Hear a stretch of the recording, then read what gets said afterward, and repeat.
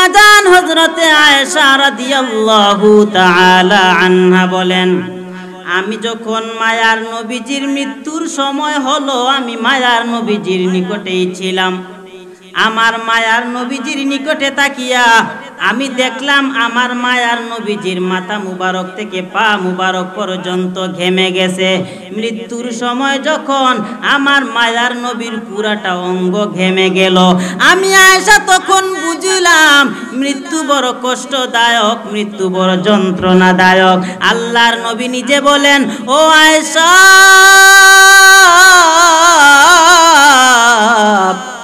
আমি নবীর মনে হচ্ছে উহুদ পাহাড়টি যেন আমার বুকের উপরে রাখা হয়েছে। যদি মৃত্যু আরামদায়ক হইতো, যদি মৃত্যু কষ্টদায়ক না হইতো, আমার নবী জীবনে কখনো এই কথা বলতেন না। যেহেতু আমার মায়ার নবী, যার সম্মান আল্লাহর পরে সমস্ত মাখলুকাতের উপরে যার সম্মান, ওই নবী যদি বলেন আমার নবীর মনে হইতেছে উহুদ পাহাড়টি যেন আমার বুকের উপরে রাখা হয়েছে, এখন আপনি আমরা উম্মত একটু তা ভাবেন, যদি মায়ার নবী বলেন এত কষ্ট মৃত্যু, আমাদের কি হাল হবে? ভাইয়েরা আমার, এই মৃত্যুর কষ্ট থেকে কেউ রেহাই পাইবে না, কেউ বাঁচতে পারবে না।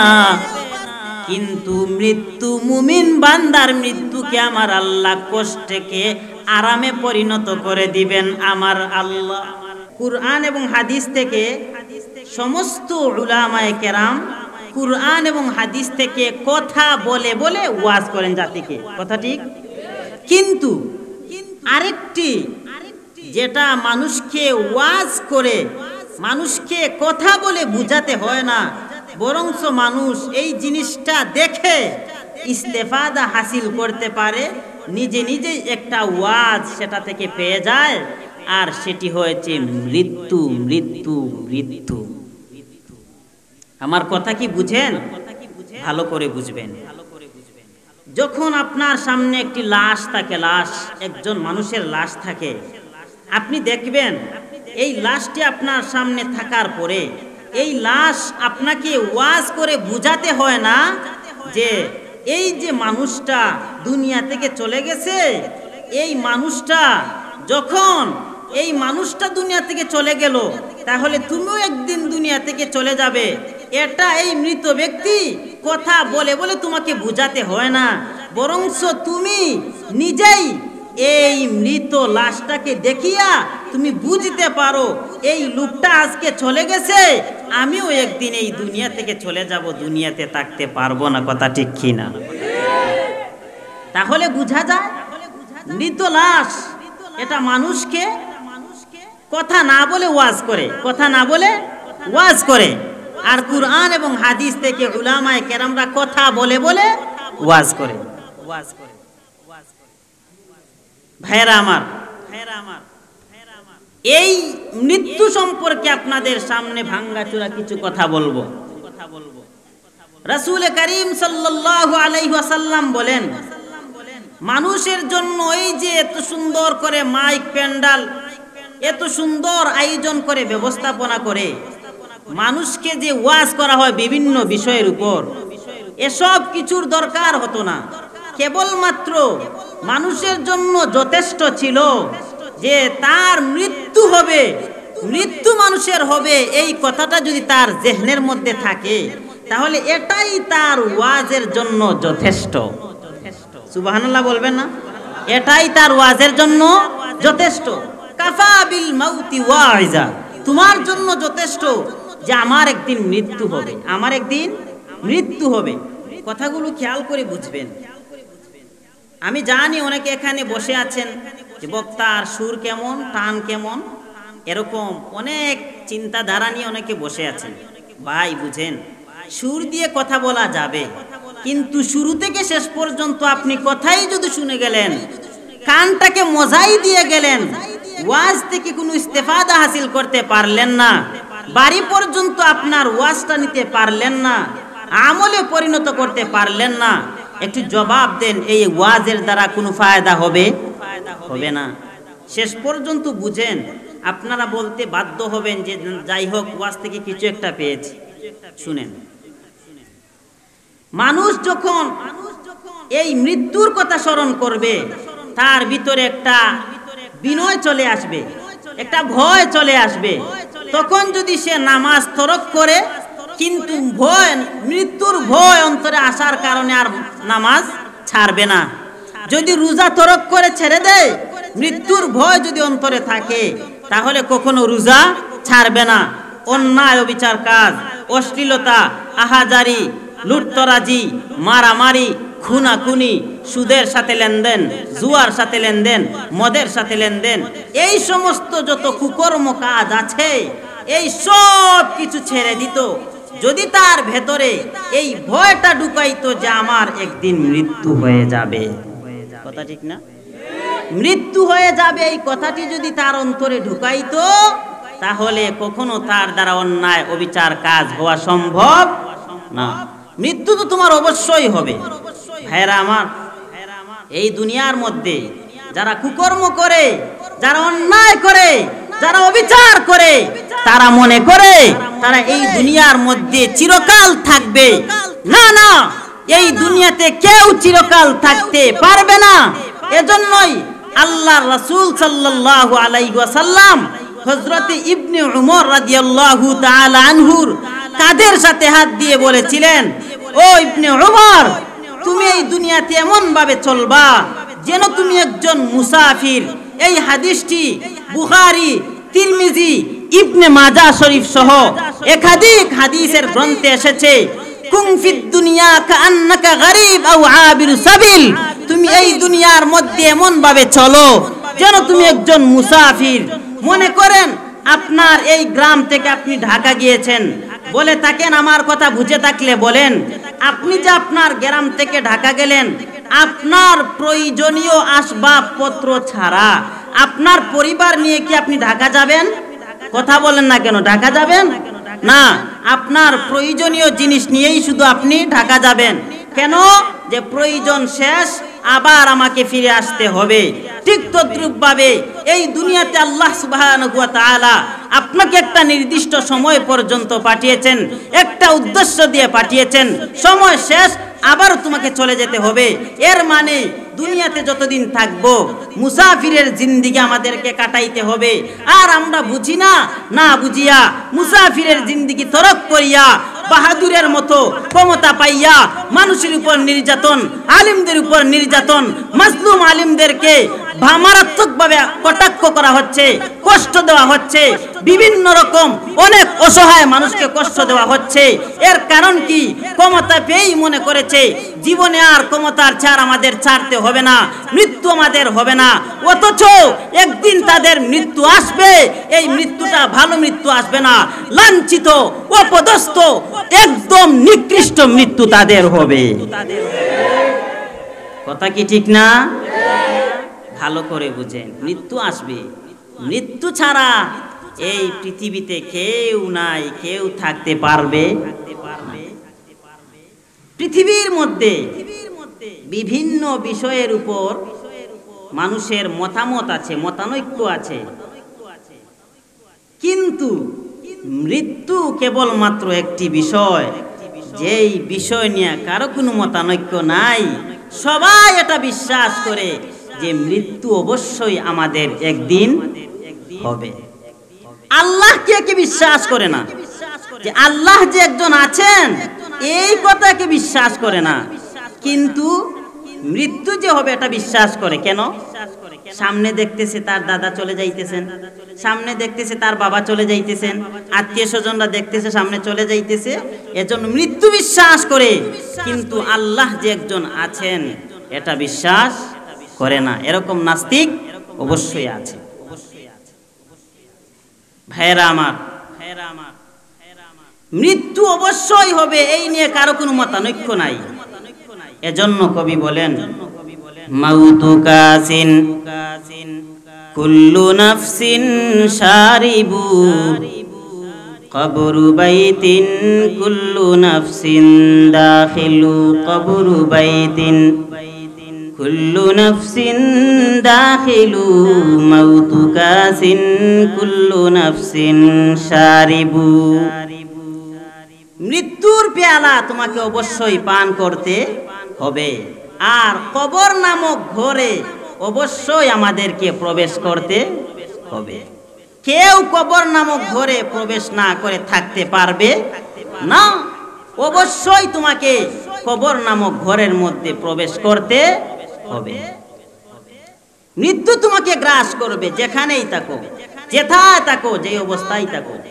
এজন্য কবি বলেন, মরণ থেকে যতই পালাও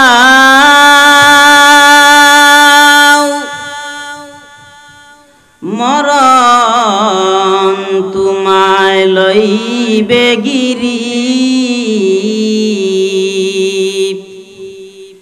যদিও সদূর আকাশ পানে লুকাও সেথায় লাগিয়ে সিঁড়ি। মুসলমান ভাইরা আমার, মৃত্যু থেকে কেউ পলায়ন করতে পারবে না, মৃত্যু থেকে পলায়ন করে কেউ বাঁচতে পারবে না। মৃত্যুর সময় যখন চলে আসবে, যেখানে তার যে অবস্থায় মৃত্যু, সেখানে তার সেই অবস্থায় অবশ্যই মৃত্যু হবে। যদি সে মৃত্যু থেকে বাঁচার জন্য কোনো একটি যন্ত্র ব্যবহার করে আকাশের মধ্যে চলে যায়, যদি তার মৃত্যুটি আকাশের মধ্যে লেখা থাকে, অবশ্যই সেখানেই তার মৃত্যু হবে। তারপরেও মৃত্যু থেকে কেউ বাঁচতে পারবে না। হযরতে কাব রাদিয়াল্লাহু তাআলা আনহু বর্ণনা করেন, হযরতে ইদ্রিস আলাইহিস সালাতু ওয়াস সালাম, একদিন হযরত ইদ্রিস আলাইহিস সালাতু ওয়াস সালামের কাছে আল্লাহ রাব্বুল আলামিন জিবরাইল আমিনকে পাঠাইলেন। জিবরাইল আমিন, যাও আমার পয়গম্বর ইদ্রিসের কাছে যাও, ইদ্রিসের কাছে গিয়া আজ একটা অফার দিয়ে আসো, স্পেশাল অফার। কি অফার? আজ তুমি ইদ্রিস নবীকে জানাইয়া দাও, এতদিন পর্যন্ত উনি একটি নেকি করলে একটি সওয়াব পাইতেন, আজ তুমি স্পেশাল অফার জানাইয়া দাও, উনি যদি আজ থেকে একটি নেক আমল করেন, ওনাকে 2টি করে সওয়াব দেওয়া হবে, নেকি দেওয়া হবে। হযরত জিবরাইল আল্লাহ রাব্বুল আলামিনের অর্ডার পাইয়া হযরত ইদ্রিস নবীর কাছে গেলেন। ইদ্রিস নবীর কাছে গিয়ে বলেন, ও পয়গম্বর, আল্লাহ রাব্বুল আলামিন আজ আপনাকে অফার দিয়েছেন, আজ থেকে আপনি যদি একটি নেক আমল করেন 2টি করে সওয়াব আপনাকে দেওয়া হবে। এই কথা শোনার পর হযরত ইদ্রিস নবীর মধ্যে একটা লোভ জন্মে নিল। কি লোভ? ইদ্রিস নবী বলেন, জিবরাইল, আমাকে এই মুহূর্তে তুমি যেই অফারের কথা বললা, এই অফার শুনিয়া আমার মনটা চায় আমি দুনিয়ার মধ্যে আরো অনেক দিন থাকি, অনেক দিন থাকিয়া বেশি বেশি বেশি বেশি করে আল্লাহর গোলামি করি, নেক ইবাদত বন্দেগি করি। যেই মাত্র ইদ্রিস নবী বলেন, ও জিবরাইল, যেহেতু তুমি আমাকে অফার দিয়া দিছো, তাহলে আল্লাহর কাছে একটু সুপারিশ করো, আমার হায়াতটা যেন একটু বৃদ্ধি করে দেওয়া হয়। যেই মাত্র হযরতে জিবরাইল আমিনকে এমন একটি কথা ইদ্রিস নবী বললেন, জিবরাইল আমিন বলেন, এই দায়িত্ব তো আমার নয়, এই দায়িত্ব হলো হযরতে আজরাইল আলাইহিস সালাতু ওয়াস সালামের। এই দায়িত্ব হযরতে আজরাইল আলাইহিস সালাতু ওয়াস সালামের। ইদ্রিস নবী বলেন, আচ্ছা তাহলে আজরাইল আলাইহিস সালাতু ওয়াস সালামকে সুপারিশ করে আমার হায়াতটা বৃদ্ধি করাও। হযরতে জিবরাইল আমিন বলেন, দয়ার মালিক, আপনার পয়গম্বর স্পেশাল অফার পাইয়া উনি উনার হায়াত বৃদ্ধির জন্য পেশ করতেছেন, আবদার করতেছেন। আল্লাহ বলেন, যাও যাও, দেখো হযরতে আজরাইল আমিনের কাছে গিয়া হযরতে আজরাইলের কাছে মৃত্যুর যেই লিস্ট আছে, এই লিস্টের মধ্যে উনার হায়াত কতদিন আছে, উনার হায়াত বৃদ্ধি করা যাবে কি যাবে না। হযরতে জিবরাইল আমিন ইদ্রিস নবীকে উনার ডানার মধ্যে নিয়া চতুর্থ আকাশের মধ্যে চলে গেলেন। হযরতে আজরাইল আলাইহিস সালাতু ওয়াস সালাম চতুর্থ আসমানের মধ্যে থাকেন। যেই মাত্র হযরতে জিবরাইল আলাইহিস সালাতু ওয়াস সালাম কি নিয়া ওই চতুর্থ আসমানের মধ্যে চলে গেলেন। চতুর্থ আসমানের মধ্যে যাওয়ার পরে হযরতে জিবরাইল আলাইহিস সালাতু ওয়াস সালাম ইদ্রিস নবীকে রাখিয়া হযরতে আজরাইল আলাইহিস সালাতু ওয়াস সালামের কক্ষে প্রবেশ করলেন। কক্ষে প্রবেশ করার পর হযরতে আজরাইল আলাইহিস সালাতু ওয়াস সালাম বলেন, আপনি কিভাবে আমার কক্ষের মধ্যে চলে আসলেন? জিবরাইল আমিন বলেন, আজ আমি আমার নিজের কোনো কাজে আসি নাই, আজ আমি হযরত ইদ্রিস পয়গম্বরের একটি কাজ নিয়ে আসলাম। কি কাজ? আল্লাহ রাব্বুল আলামিন অফার দিয়েছেন, একটা নেকি করলে দুইটা করে সওয়াব দেওয়া হবে। উনার লোভ জন্ম নিল, উনি উনার হায়াতটা আরো বাড়াইতে চান, বৃদ্ধি করতে চান। হযরতে আজরাইল আলাইহিস সালাতু ওয়াস সালাম সাথে সাথে উনার মৃত্যুর লিস্টটা বাহির করলেন। মৃত্যুর লিস্টটা যখন বাহির করলেন, মৃত্যুর লিস্টটা বাহির করে দেখেন এই মুহূর্তে এখনই হযরতে ইদ্রিস নবীর মৃত্যু চতুর্থ আসমানের মধ্যে লেখা।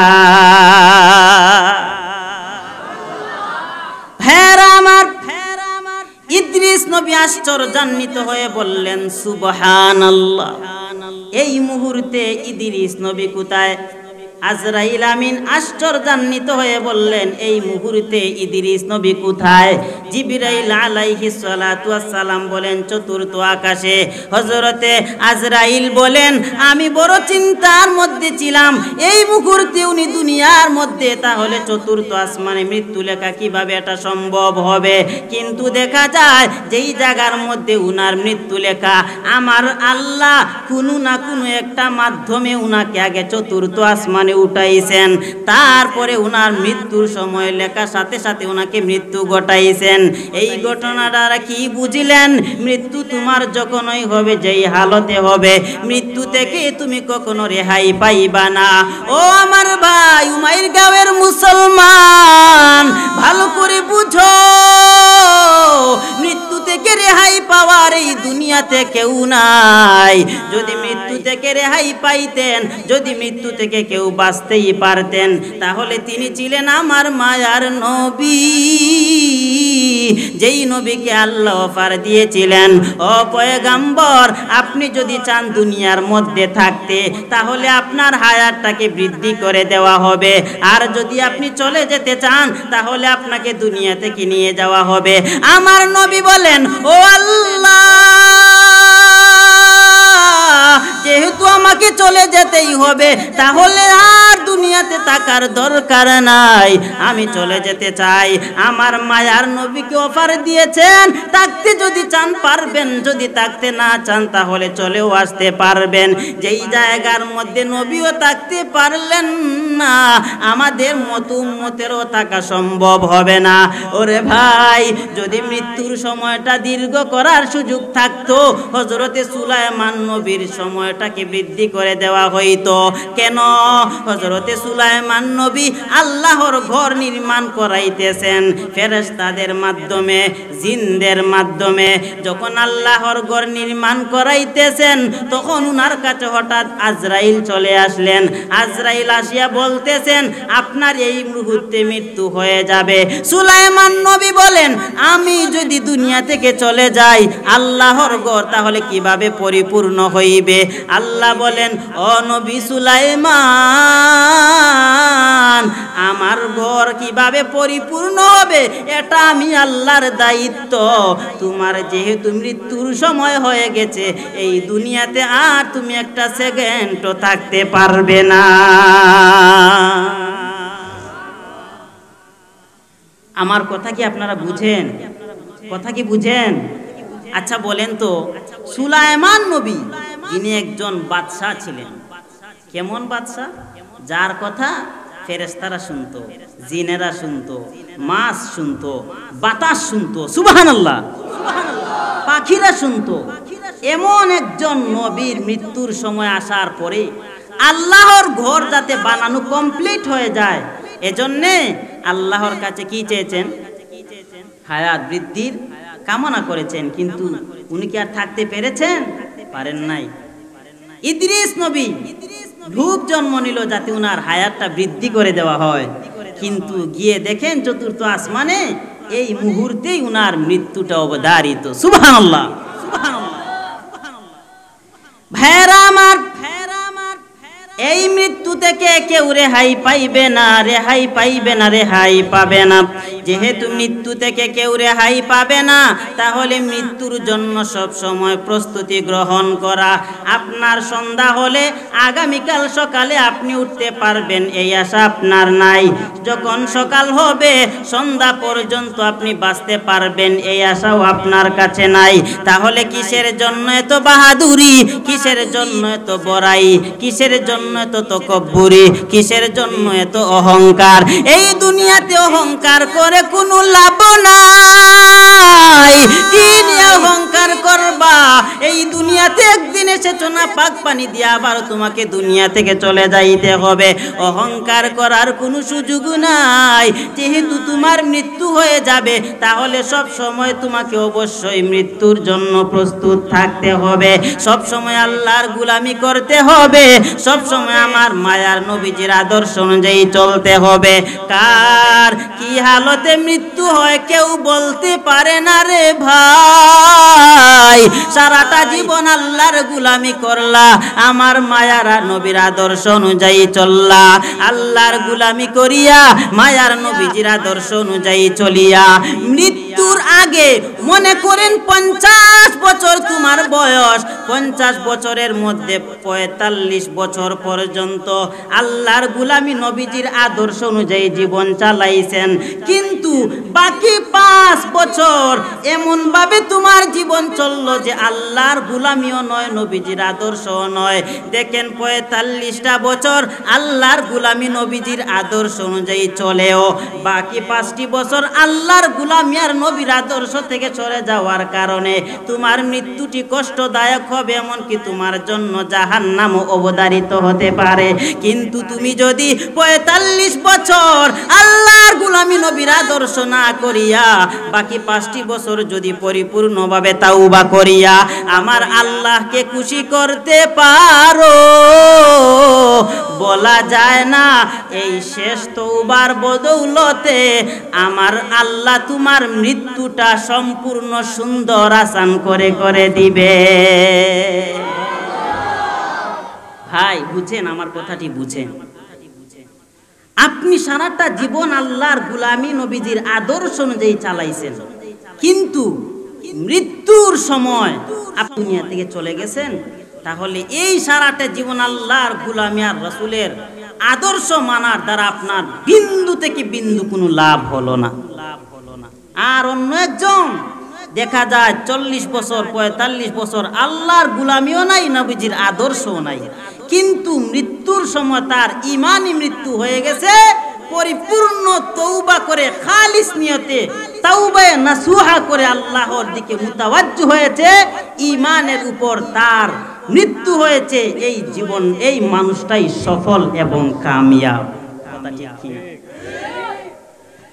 আহা, আজ আমরা কি মনে করি? আজ আমরা মনে করি আমাদের জীবনের কামিয়াবি, আমাদের জীবনের সফলতা যে আমরা যদি একজন সুন্দরী রমণী পাইতে পারি, সুন্দর একটা ঘরের মালিক হতে পারি, সুন্দর একটা গাড়ির মালিক হতে পারি, তাহলে আজ আমরা নিজেকে সাকসেসফুল, সফল মনে করি। কথা ঠিক কি না? অথচ এই গাড়ি, নারী, বাড়ি এসবের মধ্যে কি আমাদের সফলতা? এসবের মধ্যে কি আমাদের সফলতা? আপনার সফলতা তো তখনই হইবেন যখন আপনি মৃত্যুটা ঈমানের সাথে হবে। কবর থেকে আপনার কিয়ামত পর্যন্ত কবরের মধ্যে আরাম আয়েশ হবে। কিয়ামতের ডান হাতে আমলনামা পাইয়া আল্লাহর তৈরি জান্নাতে ঢুকে যাবেন। এই জীবনটাই সফল, সাকসেস, কামিয়াব। ঠিক কি না? সুন্দর একটা রমণী পাইলে আমার জীবনটা সফল। কিছুদিন পরে এই রমণীটাই যখন অন্য একজনের সাথে সফর করতে চলে যায়, কিছুদিন পরে অনেকে যায় না, চলে যায় না, কি বলেন, ভাগিয়া যখন চলে যায়, তখন যেই বলেছে আমার জীবনটা সুন্দর রমণী পেয়ে সাকসেস সফল, সেই তখন বলে আহারে আমার বিফলতার মূল চাবিকাঠি এই রমণীটাই ছিল। সেই তখন বলে তাহলে এসবের মধ্যে আপনার সফলতা নয়, কামিয়াবি সফলতা কোনটি? ঈমানের সাথে যদি মৃত্যুবরণ করতে পারেন, এটাই হয়েছে আপনার সফলতার মূল চাবিকাঠি। কথা ঠিক কি না? ভাইরা আমার, কার কোন হালতে মৃত্যু হয় এটা বলা যায় না। আল্লাহর নবীজি একবার সাহাবায়ে কেরামদেরকে নিয়ে সফর করেছেন। সাহাবায়ে কেরামদেরকে নিয়ে যুদ্ধ থেকে আল্লাহর রাসূল মদিনার দিকে যাইতেছেন। সাহাবায়ে কেরাম পিছে পিছে, আল্লাহর রাসূল সামনে সামনে যাইতেছেন, ঘোড়ার উপর সওয়ার হয়ে যাইতেছেন। হঠাৎ করে সাহাবায়ে কেরাম তাকাইয়া দেখেন এক মুসাফির চুলটা বড় এলোমেলো অবস্থায়, জীর্ণ শীর্ণ অবস্থায় সাহাবায়ে কেরামের দিকে আসতেছে। সাহাবায়ে কেরামদের সামনে আসিয়া বলে, ও সাহাবায়ে কেরাম, আপনাদের মধ্যে পয়গাম্বর আরবী কে, শেষ নবী কে, আমাকে বলো। সাহাবায়ে কেরাম প্রথমে ভাবলেন হয়তোবা কোনো গুপ্তচর হবে, কোনো গোয়েন্দা মুনাফিক হবে, এজন্যে সাহাবায়ে কেরাম প্রথমে পরিচয় দিলেন না। পরিচয় না দেওয়ার কারণে ওই লোকটা সাহাবায়ে কেরামদের সাথে একই সাথে লোকটা সফর করতেছে, সাওয়ারির উপরে কি সাথে সফর করতেছে। এক পর্যায়ে লোকটা চোখের পানি ফালাইয়া কান্না করতে শুরু করে দিছে। আল্লাহর নবীজির সাহাবায়ে কেরাম বলেন, ও আগন্তুক, তুমি কিসের জন্য কাঁদো? লোকটা বলে, রে সাহাবায়ে কেরাম, তোমাদের কপালটা কত ধন্য কপাল, যেই চোখ দ্বারা তোমরা নবীকে দেখেছো, তোমরা যেই জবান দ্বারা নবীর সাথে কথা বলেছো, যেই কান দ্বারা রাসূলের কথাগুলো শুনেছো, যেই হাত দ্বারা রাসূলের সাথে মুসাফা করেছো, ও সাহাবায়ে কেরাম, তোমাদের জীবনটা কত ধন্য। ও সাহাবায়ে কেরাম, আমি ইহুদির ঘরের সন্তান, আমি ইহুদির ঘরের সন্তান, আমি ইহুদির পরিচয় দিয়া আমি হাসরের ময়দানে, কিয়ামতের ময়দানে আল্লাহর কাছে উঠতে চাই না। আমি মুসলমানের ঘরের সন্তান হিসাবে আল্লাহর কাছে পরিচয় দিয়া মহান আল্লাহর তৈরি জান্নাতে ঢুকতে চাই। সাহাবায়ে কেরামরা যখন দেখলেন লোকটা কান্না করতে শুরু করে দিছে, লোকটা চোখের পানি ফালাইয়া কান্না করতে শুরু করে দিছে, ও সাহাবায়ে কেরাম, আমি বহুদিন ধরে অনেক সুযোগ করতেছি আমি কিভাবে রাসূলের কাছে আসব, রাসূলের হাতের সাথে হাত মিলাইয়া আমি আল্লাহ রাসূলের সাথে হাত মিলাইয়া কালিমা পড়ে মুসলমান হয়ে যাব, কিন্তু কোনো সুযোগ পাইতেছি না। আমি এখন আমার মা বাবার চোখটাকে আড়াল করিয়া গোপনে তোমাদের কাছে চলে আসলাম। আমার বড় ইচ্ছা আমি নবীর হাতের সাথে হাত লাগাইয়া কালিমা পড়ে মুসলমান হয়ে যাব। সাহাবায়ে কেরাম বলেন, লোকটার এমন কথা শুনিয়া চোখের পানি দেখিয়া সাথে সাথে আমাদের বড় মায়া লেগে গেল। আমাদের মায়া লাগার কারণে সাথে সাথে লোকটাকে দেখাইয়া দিলাম, ও আগন্তুক যাও, ওই যে দেখতেছো সাদা ঘোড়ার উপর সাওয়ারি হয়েছেন, উনি হয়েছেন শেষ নবী, উনি হয়েছেন পয়গাম্বরে আরবী। লোকটাকে যখন পরিচয় দিলেন, লোকটাকে পরিচয় দেওয়ার সাথে সাথে লোকটা দৌড়াইয়া যায়, দৌড়াইয়া আল্লাহর রাসূলের সাওয়ারির সাথে তার সাওয়ারিটা লাগাইয়া আল্লাহর রাসূলের সাথে দৌড়ায়। লোকটার হাতে ছিল একটা তাওরাত কিতাবের নুসখা, এই নুসখাটি মেলাইয়া আল্লাহর রাসূলের চুল মুবারকের দিকে তাকায়, আরেকবার কিতাবের দিকে তাকায়, আরেকবার রাসূলের ঠোঁট মুবারকের দিকে তাকায়, আরেকবার কিতাবের দিকে তাকায়, আরেকবার রাসূলের কান মুবারকের দিকে তাকায়, আরেকবার কিতাবের দিকে তাকায়, আরেকবার চেহারা মুবারকের দিকে তাকায়, আরেকবার কিতাবের দিকে তাকায়। সারাটা বডি যখন আল্লাহর রাসূলের সাথে মিলাইলো, মিলাইয়া বলে, ও নবী আমার, যদি আল্লাহর কিতাবটা সত্য সত্য হয়, যদি আল্লাহর কিতাবটা সত্য হয়, যদি আল্লাহর পয়গাম্বর মুসা নবী যদি সত্য হয়, তাওরাত কিতাব আল্লাহর কিতাব এটাও যদি সত্য হয়ে থাকে, তাহলে আমি এই মুহূর্তে পরিচয় দিলাম আপনি হয়েছেন শেষ নবী, এর মধ্যে সন্দেহের কোনো অবকাশ নাই। আল্লাহর নবীকে এই কথা বলতে বলতে লোকটা রাসূলের সাথে আগাইতেছে। হঠাৎ করে লোকটার ঘোড়া একটা গর্তের মধ্যে পড়িয়া সাথে সাথে ঘোড়াটা মুচকে লোকটা জমিনের মধ্যে পড়ে গেছে। যেই মাত্র জমিনে পড়ে গেল, আল্লাহর নবী বলেন, সাহাবায়ে কেরাম, ও সাহাবায়ে কেরাম, এই মুহূর্তে এই জায়গার মধ্যে তাবু টাঙ্গাও, ওই জায়গার মধ্যে তাবু টাঙ্গাও, যাত্রা বিরতি হবে। সাহাবায়ে কেরামদেরকে নিয়া ওই জায়গার মধ্যে তাবু টানাইয়া যাত্রা বিরতি দিলেন। আর বললেন, ও সাহাবায়ে কেরাম, আমার ওই লোকটাকে আমার উরু মুবারকের মধ্যে দাও, আমার ওই লোকটার মাথা মুবারক আমার উরুর মধ্যে আনিয়া রাখো। সাহাবায়ে কেরাম লোকটার মাথা মুবারক রাসূলের উরু মুবারকের মধ্যে রাখলেন। রাসূলের উরু মুবারকের মধ্যে রাখার পর লোকটা সাথে সাথে আরো বেশি কান্না করতে শুরু করলো। রাসূলে বলেন, ও আগন্তুক, তুমি কিসের জন্য কান্না করো? লোকটা বলে, নবী আমার, আমি ভাবতেছি কপাল কি জিনিস, কপাল কাকে বলে এই জিনিসটা আমি ভাবতেছি। যেই জায়গার মধ্যে আমি ইহুদির ঘরের সন্তান, আমি ইহুদির ঘরের সন্তান, আমি ইহুদির পরিচয় দিয়ে আমি আখিরাতে উঠতে চাই না, আমি মুসলমানের পরিচয় দিয়ে আল্লাহর কাছে উঠতে চাই। এজন্য গো নবী আমার, আমি কই মুলকে ইয়ামান থেকে সফর করিয়া করিয়া আপনার কাছে চলে এসেছি। আমি জানি এই মুহূর্তে আমার মৃত্যু হয়ে যাবে, কিন্তু আমি ভাবতেছি আমার মৃত্যুটা কত সফল হবে, কত সফল হবে। আমার মৃত্যুটা সরাসরি রাসূলের উরু মুবারকের মধ্যে মাথা থাকা অবস্থায় হবে। এই ভাবিয়া ভাবিয়া আমি কান্না করতেছি। আল্লাহর নবী বলে, আল্লাহর নবীকে বলে, নবী আমার, আমার আর এই দুনিয়াতে হায়াত বেশি নাই, আপনার হাতের সাথে আমার হাতটা রাখিয়া আপনার জবান দিয়ে আমাকে কালিমাটা পড়াইয়া দেন। লোকটা যখন এই কথা বলল, আল্লাহর রাসূল সাথে সাথে লোকটাকে কালিমা পড়াইয়া দিলেন। লোকটা কালিমা পড়িয়া শেষ করতে দেরি হয়, সাথে সাথে লোকটা দুনিয়া থেকে বিদায় হইতে দেরি হয় না। আল্লাহ নবী বলেন, ও সাহাবায়ে কেরাম, তোমরা কি জান্নাতি মানুষ দেখতে চাও?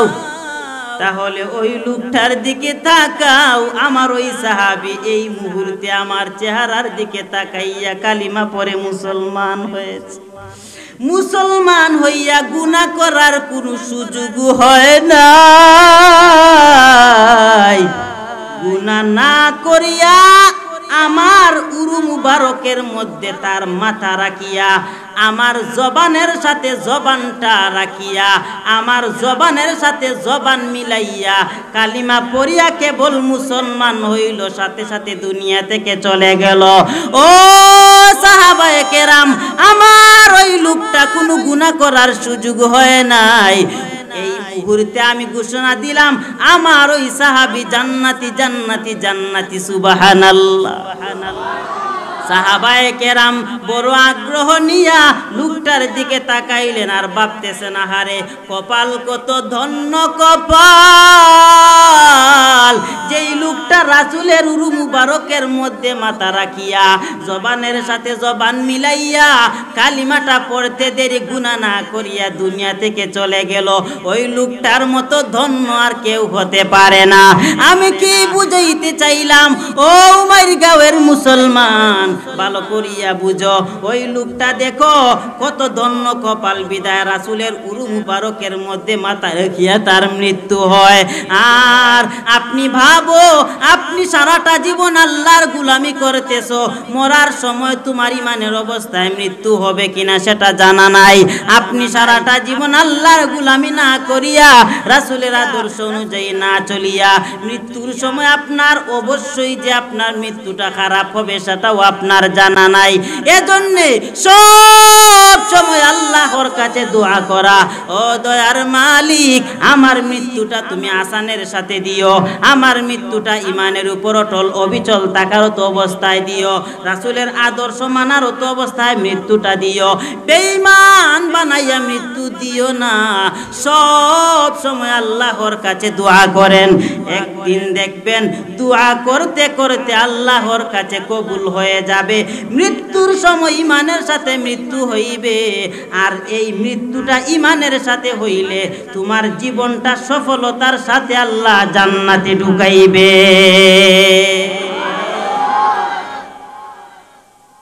এখন বুঝেন ভালো, যদি আপনি আল্লাহর গোলামি এবং রাসূলের আদর্শ অনুযায়ী না চলিয়া নিজের মন গড়া জীবন পরিচালনা করেন, মৃত্যুর সময় তোমার জানটা যখন হযরতে আজরাইল আলাইহিস সালাতু ওয়াস সালাম কবজ করবে, ওয়ান্নাজিআতি গরকা, গরকুন এর মানা হচ্ছে ডুব দেওয়া, আপনার রোগের মধ্যে ডুব দিয়া আপনার রোগটাকে টেনে হিসড়ে বাহির করবে, আবার ঢুকাইবে, আবার বাহির করবে, বারবার তোমাকে কষ্ট দিতে দিতে, যন্ত্রণা দিতে দিতে আপনার জানটি বাহির করবে। নাউজুবিল্লাহ। আর যদি আপনি মুমিন হন, ওয়ান্নাশিতাতি নাশতা, ওয়ান্নাশিতাতি নাশতা, আরামের সাথে, আরামের সাথে, বড় আরামের সাথে আপনার জানটা কবজ করা হবে। সুবহানাল্লাহ। এই মৃত্যুর কষ্ট প্রত্যেকটি মুমিন বান্দারই হবে, এমন কেউ এই দুনিয়াতে নাই যার মৃত্যুর কষ্ট হবে না। অবশ্যই মৃত্যুর কষ্ট হবে, কিন্তু মুমিন বান্দার কষ্ট থাকবে না। মুমিন বান্দার কষ্টকে আরামে পরিণত করে দিবেন কে? আওয়াজ করে বলেন কে? মুমিন বান্দার মৃত্যু আরামে পরিণত করে দিবেন আমার আল্লাহ। ভাইরা আমার, আম্মা জান হযরতে আয়েশা রাদিয়াল্লাহু তাআলা আনহা বলেন, আমি যখন মায়ার নবীজির মৃত্যুর সময় হলো, আমি মায়ার নবীজির নিকটেই ছিলাম। আমার মায়ার নবীজির নিকটে তাকিয়া আমি দেখলাম আমার মায়ার নবীজির মাথা মুবারক থেকে পা মুবারক পর্যন্ত ঘেমে গেছে। মৃত্যুর সময় যখন আমার মায়ার নবীর পুরাটা অঙ্গ ঘেমে গেল, আমি আয়েশা তখন বুঝলাম মৃত্যু বড় কষ্টদায়ক, মৃত্যু বড় যন্ত্রণাদায়ক। আল্লাহর নবী নিজে বলেন, ও আয়েশা,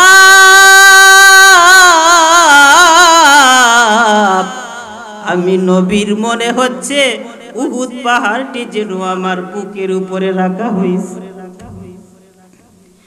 যদি মৃত্যু আরামদায়ক হইতো, যদি মৃত্যু কষ্টদায়ক না হইতো, আমার নবী জীবনে কখনো এই কথা বলতেন না। যেহেতু আমার মায়ার নবী, যার সম্মান আল্লাহর পরে সমস্ত মাখলুকাতের উপরে যার সম্মান, ওই নবী যদি বলেন আমার নবীর মনে হইতেছে উহুদ পাহাড়টি যেন আমার বুকের উপরে রাখা হয়েছে, এখন আপনি আমরা উম্মত একটু তা ভাবেন, যদি মায়ার নবী বলেন এত কষ্ট মৃত্যু, আমাদের কি হাল হবে? ভাইরা আমার, এই মৃত্যুর কষ্ট থেকে কেউ রেহাই পাইবে না, কেউ বাঁচতে পারবে না। কিন্তু মৃত্যু, মুমিন বান্দার মৃত্যুকে আমার আল্লাহ কষ্টকে আরামে পরিণত করে দিবেন আমার আল্লাহ। এই বিষয়টি বুঝাইতে গিয়া হযরতে ইমাম গাজ্জালী রাহমাতুল্লাহি আলাইহি একটি কিতাব লিখেছেন। মরার আগে এবং পরে কি অবস্থা হবে এই সম্পর্কে একটি কিতাব লিখেছেন। এই কিতাবের মধ্যে হযরতে ইমাম গাজ্জালী রাহমাতুল্লাহি আলাইহি লিখেন, মুমিন বান্দার কষ্ট আমার আল্লাহ আরামে পরিণত করে দিবেন কিভাবে তিনি উদাহরণ দিয়া বুঝান। যখন হযরতে আজরাইল আলাইহিস সালাতু ওয়াস সালাম মুমিন বান্দার সামনে হাজির হবে, মুমিন বান্দার সামনে হাজির হওয়ার পর আজরাইল তোমার জবানের দিকে অগ্রসর হইবে জান কবজ করার জন্য। তোমার জবান তখন অটোমেটিকলি জবাব দিতে থাকবে, ও আজরাইল তুমি কোন জবানের দিকে অগ্রসর হইতে চাও? যেই জবান দ্বারা আল্লাহর কালাম তিলাওয়াত করলাম, যেই জবান দ্বারা আল্লাহর জিকির করলাম, যেই জবান দ্বারা মানুষকে ভালো কথার আদেশ দিলাম, মন্দ কাজ থেকে নিষেধ করলাম, ওই জবান দিয়া কিভাবে তুমি জানটা বাহির করবা? আজরাইল তখন তোমার হাতের দিকে অগ্রসর হইবে, হাত তখন অটোমেটিকলি জবাব দিবে, ও আজরাইল তুমি কোন হাতের দিকে অগ্রসর হইতে চাও? যেই হাত দ্বারা মানুষকে ধরিয়া ধরিয়া আমি নামাজের মধ্যে নিয়ে গেলাম, যেই হাত দ্বারা ধরিয়া ধরিয়া আমি ভালো কাজের মধ্যে নিয়ে গেলাম, মন্দ কাজ থেকে হাত দ্বারা ধরিয়া ধরিয়া বিরত রাখলাম, যেই হাত দ্বারা কোরআনটাকে বুকের সাথে জড়াইলাম, যেই হাত দ্বারা কত ভালো ভালো ভালো ভালো কাজ করলাম, ওই হাত দিয়া কিভাবে তুমি জানটা বাহির করবা? তখন আজরাইল তোমার পায়ের দিকে জান বাহির করার জন্য অগ্রসর হবে। যখন তোমার পায়ের দিকে অগ্রসর হবে তখন অটোমেটিকলি তোমার পা জবাব দিতে থাকবে, ও আজরাইল তুমি কোন পায়ের দিকে অগ্রসর হইতে চাও?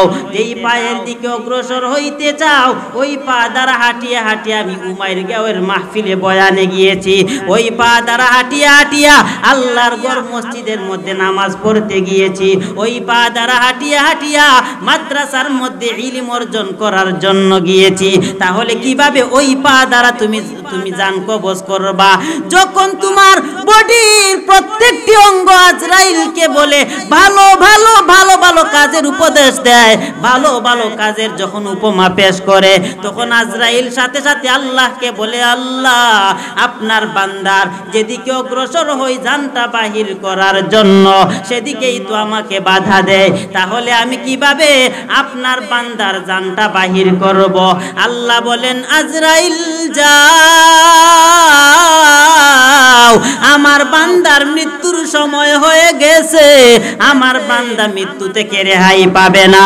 যেহেতু আমার বান্দার যেদিকে অগ্রসর হও ভালো ভালো ভালো ভালো কাজের উপমা দেয়, তাহলে একটা কাজ করো, আমার নামটা কুদরতি নামটা তোমার হাতের তালুর মধ্যে লিখে দাও। আমার নামটা যখন তোমার হাতের তালুর মধ্যে লিখবা, তোমার হাতের তালু আমার বান্দার সামনে পেশ করো, আমার বান্দা যখন আমার নামটা দেখিবে, আমার বান্দা আমার তৈরি জান্নাতে ঢুকতে পাগল হয়ে যাবে। আমার বান্দা যখন আমার নামটা দেখিয়া জান্নাতে ঢুকার জন্য পাগল হয়ে যাবে, এর ফাঁক দিয়া তুমি আমার বান্দার জানটা বাহির করবা, তাহলে আমার বান্দার জান যে বাহির হয়েছে আমার বান্দা নিজেও টের পাইবে না। আল্লাহু আকবার বলেন না একবার, আল্লাহু আকবার। তাহলে ভাই বলেন, এই মৃত্যুর কথা স্মরণ করে বেশি বেশি আল্লাহর গোলামি করার দরকার আছে না নাই? রাসূলের আদর্শ অনুযায়ী সারাটি জীবন চলার দরকার আছে না নাই? আছে না নাই? দেখেন, এই যে আপনারা এতক্ষণ পর্যন্ত বয়ান শুনতেছেন, মৃত্যুর উপরে কথা বলছি, মৃত্যুর উপরে। এই কথা কেন বলতেছি? মানুষকে দুর্বল করা যায় না। কত বিষয়ের উপর উলামায়ে কেরামরা কথা বলেন, মানুষ দুর্বল হতে চায় না। আমি এই বিষয়টি এজন্য নির্ধারণ করলাম যাতে দিলটা নরম হয়, যাতে একটু মরণের কথা চিন্তা করে, মৃত্যুর কথা চিন্তা করে নামাজ দিকে নিজের মনকে মনোনিবেশ করেন, নিজের মনকে রাসূলের আদর্শ অনুযায়ী চালানোর জন্য চিন্তা ধারা করেন। এজন্যই বলতেছি। আচ্ছা ভাইরা, এই বয়ানের উপর কথা শুনে আপনারা বলেন নামাজের জন্য নিজেকে প্রস্তুত রাখার চেষ্টা করবেন। কারা কারা আছেন হাত তুলেন, একবার জুড়ে বলেন না আল্লাহু আকবার, আর জুড়ে বলেন না আল্লাহু আকবার। হাত নামা। আমি কিন্তু এটা ওয়াদা করাইতেছি না, শুনেন, ওয়াদা করার পরে যদি আপনারা নামাজ না পড়েন তখন ওয়াদা করিয়া ওয়াদা ভঙ্গের আর একটা গুনাহ, কথা ঠিক না? এজন্য আমি ওয়াদা করাইতেছি না, আপনারা নিজে নিজে নিজের মনকে বুঝান, নিজের মনকে বুঝান। আরে মন, যেই বন্ধুর পাল্লায় পড়িয়া, যেই বন্ধুর পাল্লায় পড়িয়া নামাজের দিকে না গিয়া গানের দিকে, যাত্রার দিকে, ছবির দিকে, খেলার দিকে দৌড়াদৌড়ি করতেছস, এই বন্ধু তো আমাকে হাসরের দিন রক্ষা করবে না, এই বন্ধু তো আমাকে কিয়ামতের দিন রক্ষা করবে না। হাসরের দিন, কিয়ামতের দিন যিনি আমাকে রক্ষা করবেন তিনি হয়েছেন আমার আল্লাহ আর আমার মায়ার নবী। মনকে বুঝাও, মনকে যদি এটা বুঝাইতে পারো তাহলে তোমার দ্বারা আর গুনাহ হওয়া সম্ভব না। ভাই বলেন নামাজ পড়া যাবে তো ইনশাআল্লাহ? ভাইরা আমার, সাহাবায়ে কেরামদের ভিতরে কেমন মৃত্যুর ভয় ছিল, সাহাবায়ে কেরামদের ভিতরে কেমন ভয় ছিল। হযরতে আমিরে মুআবিয়া রাদিয়াল্লাহু তাআলা আনহু একজন আল্লাহর রাসূলের সাহাবী, তিনি ছিলেন আল্লাহর রাসূলের কাতিবে ওহী। কাতিবে ওহী একজন সাহাবী আল্লাহর রাসূলের ওহী লিখতেন। আমরা অনেকেই উনার সন্তান ইয়াজিদকে গালি দিতে গিয়া ওই আমিরে মুআবিয়া সাহাবীকেও আমরা গালি দিয়ে ফেলি, নাউযুবিল্লাহ। অনেকে বলে মুআইব্বার সন্তান ইয়াজিদটা, নাউযুবিল্লাহ বলেন। আমিরে মুআবিয়া একজন সাহাবী, ইয়াজিদকে গালি দিতে গিয়া আমিরে মুআবিয়াকে গালি দেওয়া যাবে না। আল্লাহ রাব্বুল আলামিন আমাদেরকে বুঝার তৌফিক দান করুন।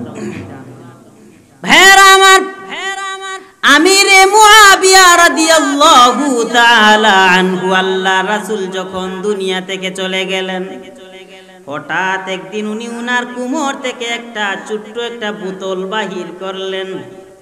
ছোট্ট একটি বোতল বাহির করিয়া বোতলের ভিতর থেকে আল্লাহ রাসূলের নূক মুবারক বাহির করলেন, সাহাবায়ে কেরামদের সামনে পেশ করলেন।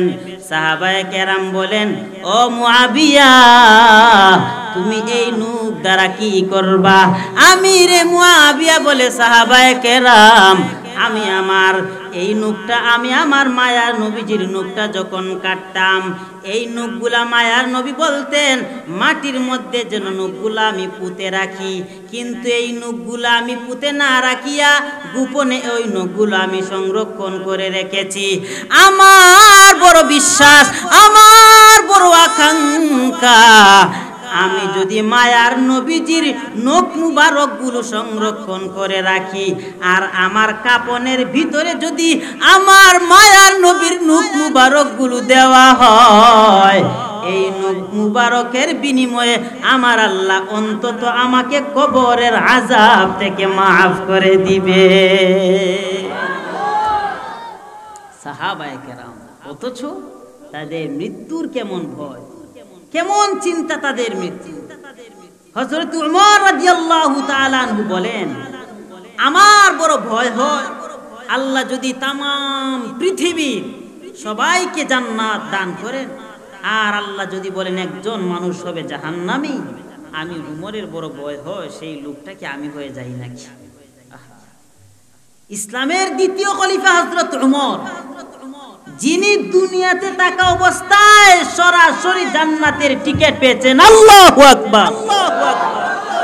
এই উমর যদি বলেন আমার বড় ভয় হয় কোন একজন জাহান্নামে গেলে আমি নাকি জাহান্নামী হয়ে যাই, তাহলে বলেন আপনি আমার অবস্থা কি। আবার উনি আশাও করেন যে আল্লাহ যদি সবাইকে জাহান্নামী দিয়ে দেন আর যদি বলেন একজন জান্নাতে যাবে, আমি উমরের বড় আশা আমি একজন উমর জান্নাতে যাব। সুবহানাল্লাহ। এই কথা দ্বারা কি বোঝা যায়? জাহান্নাম থেকে, জাহান্নামের ভয় থাকতে হবে, জান্নাতের আশাও থাকতে হবে, জাহান্নামের ভয়ও থাকতে হবে, জান্নাতের আশাও থাকতে হবে। ভাইরা আমার,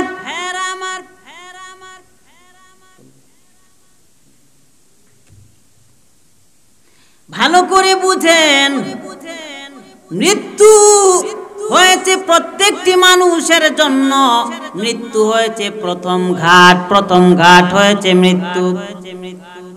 অনেক সময় আপনারা দেখবেন কোন মানুষের শুক্রবারে মৃত্যু হলে আমরা অনেকে বলি, আরে লোকটার শুক্রবারে মৃত্যু হয়েছে, লোকটার গুনাহ খাতা মাফ হয়ে যাবে, লোকটার কবরের আযাব মাফ হয়ে যাবে। আবার অনেকে বলে লোকটার রমাদান মাসে মৃত্যু হয়েছে, রমাদান মাসে মৃত্যু হওয়ার কারণে লোকটার কবরের আযাব মাফ হয়ে যাবে, লোকটার কপালটা বড় ধন্য। গুরাটি শুক্রবারে মৃত্যু হয়েছে তো কি হয়েছে, রমাদান মাসে মৃত্যু হয়েছে তো কি হয়েছে, অবশ্যই জুমাবার এবং রমাদানের ফজিলত অবশ্যই আছে। আমি বলি না যে ফজিলত নাই, অবশ্যই আছে। কিন্তু আপনি সারাটা জীবন আল্লাহর গোলামি না করিয়া, রাসূলের আদর্শ অনুযায়ী না চলিয়া, সারাটা জীবন সুদের সাথে লেনদেন করিয়া, সারাটা জীবন অবৈধ লেনদেন করিয়া আপনি যদি শুক্রবারে মৃত্যু হয়ে আপনার জিন্দেগির গুনাহ মাফ হয়ে যায়, কবরের সমস্ত শাস্তি দূর হয়ে যায়, তাহলে তো আর বয়ান করার দরকার ছিল না। আর রমাদান মাসে মৃত্যু হওয়ার কারণে যদি সব গুনাহ খাতা মাফ হয়ে যায়, তাহলে বক্তা সাহেবগণে তো বেশি বয়ান করার দরকার ছিল না। ও আমার ভাইয়েরা, রমাদান মাসে মৃত্যু হওয়ার কারণে রমাদানের ফজিলতের বদৌলতে হয়তো আল্লাহ রমাদান মাসে অন্তত তোমাকে শাস্তি থেকে বাঁচাইবেন, কিন্তু রমাদান শেষ হলে তো আবার শুরু হয়ে যাবে। আপনি শুক্রবারে মৃত্যু হলে শুক্রবারের মৃত্যুর বদৌলতে আপনাকে শুক্রবারে হয়তো বা শাস্তি থেকে বাঁচাইতে পারেন, শনিবার থেকে তো আবার শাস্তি শুরু হয়ে যাবে। ভালো করে কথাটি বুঝেন, এই যে শুক্রবার জুমাবার, এই যে রমাদান মাসে মৃত্যু হলে কবরের আযাব আল্লাহ মাফ করে দেন, এটা কাদের জন্য? ভালো করে ক্লিয়ার করে বুঝেন, এটা হয়েছে কেবল মুমিন বান্দাদের জন্য। মুমিন বান্দারা সারাটা জীবন আল্লাহর গোলামি করিয়া, নবীজির আদর্শের উপর চলিয়া, তারপরেও কবরের আযাব থেকে মাফ পায় কিনা বলে বোঝা যায় না, সেটা বলা শিওরতা দেওয়া যায় না। কিন্তু এই জুমাবারে যদি মৃত্যু হয়, রমাদান মাসে যদি মৃত্যু হয়, ওই মুমিন বান্দার মৃত্যুটাকে আমার আল্লাহ জুমা বা রমাদান মাসে হওয়ার বদৌলতে কেবলমাত্র মুমিন বান্দাকে আল্লাহ কবরের আযাব থেকে হেফাজত করবে। এটা কাদের জন্য বলতে হবে বলেন? কাদের জন্য? মুমিন বান্দার জন্য। এটা কোনো বেঈমানের জন্য না। একটা জীবন আল্লাহর গোলামির উপর চললো না, রাসূলের আদর্শের উপর চললো না, এই লোকটা জুমাবার আর শুক্রবার আর রমাদান মাস মৃত্যু হলে এই লোকটা যে কবরের আযাব থেকে মাফ পেয়ে যাবে, বিষয়টা এমন নয়। অবশ্যই তোমাকে ঈমানের উপর অটল অবিচল থাকতে হবে। এরপরে যদি জুমাবার রমাদান মাসে আপনার মৃত্যু হয়, তখন এই মুমিন বান্দার জন্য জুমাবার এবং রমাদান মাসে মৃত্যু হওয়ার বদৌলতে আল্লাহ রাব্বুল আলামিন তাকে কবরের আযাব থেকে হেফাজত করবেন। আর জুড়ে বলা যাবে না সুবহানাল্লাহ? ভাইরা আমার, রাত কয়টা হয়েছে দেখেন তো একটু।